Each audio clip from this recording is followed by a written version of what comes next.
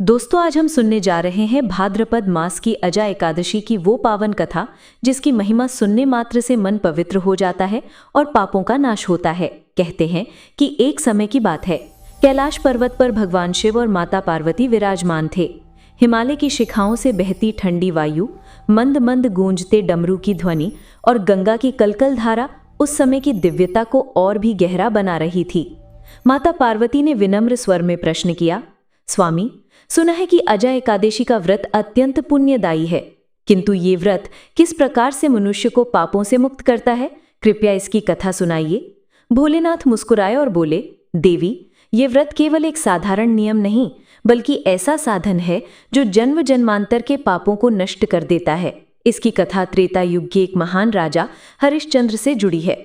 सुनो, मैं तुम्हें वही कथा सुनाता हूँ। दोस्तों, राजा हरिश्चंद्र सत्य और धर्म के प्रति दृढ़ रहने वाले शासक थे। वे अपने वचन से कभी पीछे नहीं हटते थे। किंतु एक समय ऐसा आया जब ऋषि विश्वामित्र के प्रभाव से उन्हें अपना सारा राज्य दान में देना पड़ा। स्थिति इतनी कठिन हो गई कि उन्हें अपने परिवार का भरण पोषण करने के लिए अपनी पत्नी और पुत्र को भी पराधीन करना पड़ा। स्वयं वे शमशान घाट पर चांडाल के अधीन काम करने लगे। राजा हरिश्चंद्र का जीवन कष्टमय हो गया, किंतु उन्होंने सत्य का मार्ग नहीं छोड़ा। एक दिन भाद्रपद मास की अजा एकादशी का समय आया। तभी एक दिव्य ऋषि उनके पास पहुंचे और बोले, राजन, तुम्हारा जीवन दुख और संकटों से भरा है।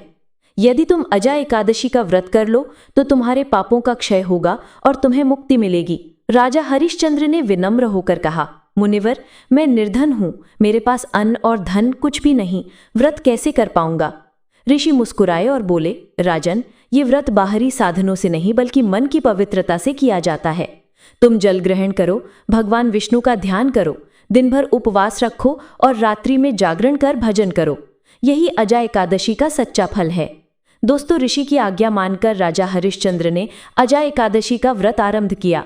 उन्होंने निश्चय किया कि चाहे कैसी भी कठिनाई हो, वे इस व्रत को पूर्ण करेंगे। उस दिन राजा ने केवल जल और फलाहार पर ही समय बिताया। वे लगातार भगवान विष्णु का स्मरण करते रहे और मन में प्रार्थना करते रहे, हे प्रभु, मुझे इस दुखद जीवन से उबारो, मेरे पापों का नाश करो और मुझे धर्म के मार्ग पर स्थिर रखो। रात्रि आई। चारों ओर शमशान की नीरवता छाई हुई थी। कभी लपटों की आभा तो कभी चिता की राख हवा में उड़ रही थी। किंतु उस वातावरण में भी राजा ने दीपक जलाया और भगवान का भजन करना शुरू कर दिया। उन्होंने पूरी रात जागरण किया। आंखों में आंसू थे, लेकिन होठों पर हर क्षण श्रीहरि का नाम था। दोस्तों, यही नाम जब उनके लिए आशा की किरण बन गया। उस रात्रि राजा हरिश्चंद्र को एक अद्भुत स्वप्न हुआ। स्वप्न में उन्होंने देखा कि आकाश से दिव्य प्रकाश प्रकट हो रहा है। उस ज्योति से भगवान विष्णु स्वयं प्रकट हुए। भगवान ने मधुर स्वर में कहा, राजन, तुम्हारा ये व्रत तुम्हारे जन्म जन्मांतर के पापों को नष्ट कर चुका है। अब तुम्हारे जीवन की पीड़ा समाप्त होगी। तुम्हें अपने परिवार से पुनः मिलन होगा और तुम्हें अपना राज्य भी वापस मिलेगा। दोस्तों, भगवान विष्णु के वचनों से राजा के हृदय में आनंद की लहर दौड़ गई। उनकी आंखों से अश्रुधारा बहने लगी। इसी समय माता पार्वती और भगवान शिव भी वहां प्रकट हुए। माता पार्वती ने राजा के सिर पर करुणा से हाथ रखा और बोली, राजन, तुम्हारे सत्य और भक्ति ने देवताओं को भी प्रसन्न कर दिया है।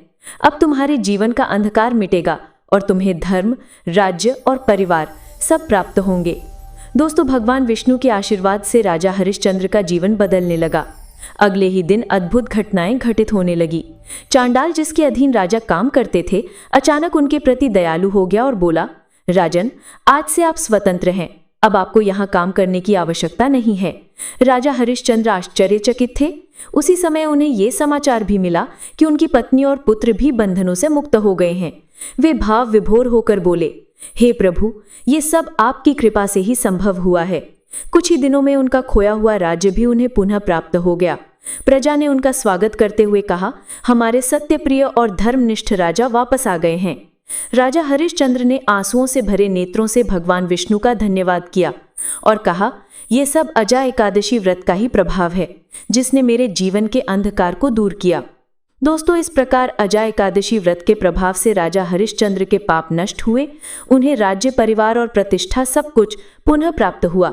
सबसे बढ़कर उन्हें मोक्ष का मार्ग भी प्राप्त हुआ।